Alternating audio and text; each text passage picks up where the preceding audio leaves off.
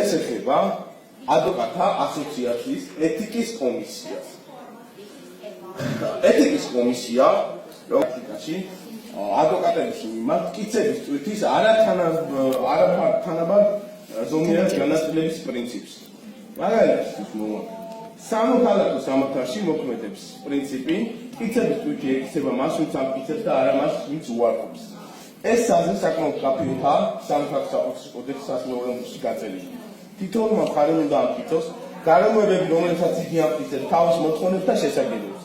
საქმის გარემოებები, რომლებიც კანონის შესაბამისად უნდა დადასტურდეს კანონის შესაბამის სახით მტკიცებულებები, არ შეიძლება დადასტურდეს სხვა სახის მტკიცებულებები.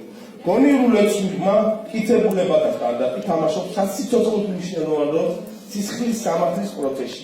ამდენად არასაკმარისი და არადამაჯერებელი მტკიცებულებათა უთხუარი მტკიცებულებების გარეშე პირის ჯანმრთელობა დაუშვებელია და ეწინააღმდეგება როგორც საქართველოს კონსტიტუციით და სისხლის სამართლის საპროცესო კოდექსით, ასევე ადამიანის უფლებათა ევროპული სასამართლოს პრეცედენტული სამართალის დადგენის სტანდარტებს, რადგან შეიცავს უდანაშაულო პირის ჯანმრთელობის რისკს. ყოველგვარი ეჭვი უნდა გადაწყვეტეს ბრალდებული სასარგებლოდ. მე ვთვლი, რომ ადვოკატთა ასოციაციაში ეთიკის კომისიაში ტვიტის მტკიცებს არათანაბარი განაწილება უნდა მოისმოს. მტკიცების ტვიტი უნდა ქონდეს მომცივარს და არა ადვოკატს, რომელსაც არახელებს წიფება 3-4 წლის უკამდელი სარჩელებზე, რომ არ ვეინებდება. ეთიკის კომისიის წევრები ეს არის დაუშვებელი. ყველა ადვოკატმა თავი მისცეულად და დაცულად იქნოს. წინააღმდეგ შემთხვევაში აღმოჩნდებით მოქმედი ადვოკატები ირიბი დისკრიმინაციის ხვეპლი. ეთიკის კომისია თავის არსით და მუშაობით არ უნდა იყოს სადამსჯელო ორგანო, რის სამწუხარო მაგალითების გვაქვს. ყოველივე ეს სამწუხაროდ უსამართლობის წვავი განცდის შეგრძნებას იწვევს.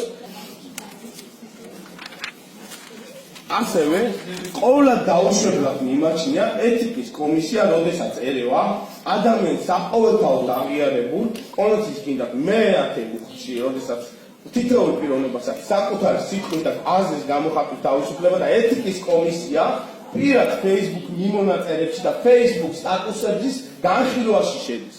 ადვოკატებს იბარებს ეთიკის კომისიაში და Facebook სტატუსები, რომელიც პირადად არავის არ შეურაცხყოფს, მათ მიმართ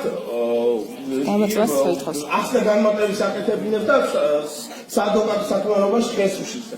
მოგესწრებათ, არავის არ სიამოვნებს ეთიკის კომისიაში სიარული და ახლა განმარტებების წერა თუ რა დაწერა Facebook-ზე და მიმაჩნია, რომ ეთიკის კომისიას ასევე აღნიშნავ კიდევ ერთ პრობლემას, ეთიკის კომისიის წევრების მიმართ არც ერთი დისციპლინარული სასჯელი არ ყოფილა. გაუსმინოთ თქვენ თუ დროში ჩაერთვით. დისციპლინარული სასჯელი არც ერთი ყოფილა. საერთოდ ადვოკატთა ისტორიის მანძილზე არ მახსოვს, რომ ეთიკის კომისიის წევრი ვინმე დაესაჯეს. ეთიკის კომისიის კრიტიკა რატომაც ტაბუ დადებულ თემად ითვლება. მე მიმაჩნია, რომ ეთიკის კომისიის განკონტროლება უნდა იყოს შესაძლებელი. საქართველოს ადამიანის უფლებათა ევროპულ სასამართლოს კომისარიატს აქვს.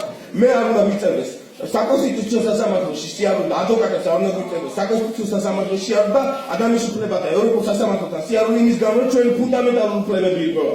მე მინდა სამართლიანი მართლმსაჯულების პრინციპები მოქმედებდეს. ეს არის კონვენციის მე-6 მუხლი, ადვოკატთა ეთიკის კომისია მათ წინააღმდეგ გამოიყენეს რაიმე დისციპლინარულ სახტეს და სასჯელში ასე შემდეგ. მე ვამბობ ესევე, რომ ეთიკის კომისიის საქმიანობის შეფასების და შესწავლის უფლება უნდა ქონდეს. ამ შემთხვევაში ადვოკატთა აღმასრულებელ საბჭოს, რომელსაც უფლება უნდა ქონდეს ეთიკის კომისიის წევრის დარღვევის შემთხვევაში გამოწვევა მოხდეს ეთიკის კომისიის წევრის. ამ საკითხის განხილვა და გასაჩივრება უნდა შეიძლებოდეს უზენაეს სასამართლოში. მეგობრებო, მე რაზეც საუბრობ, ეს არ არის მარტო ჩემი სიტყვები და ჩემი პრობლემა, ეს არის რამდენიმე მრავალი ადვოკატის პრობლემა. ეთიკის კომისიის ერთი წევრის ერთი ქმედებაც კი მთელი ეთიკის კომისიის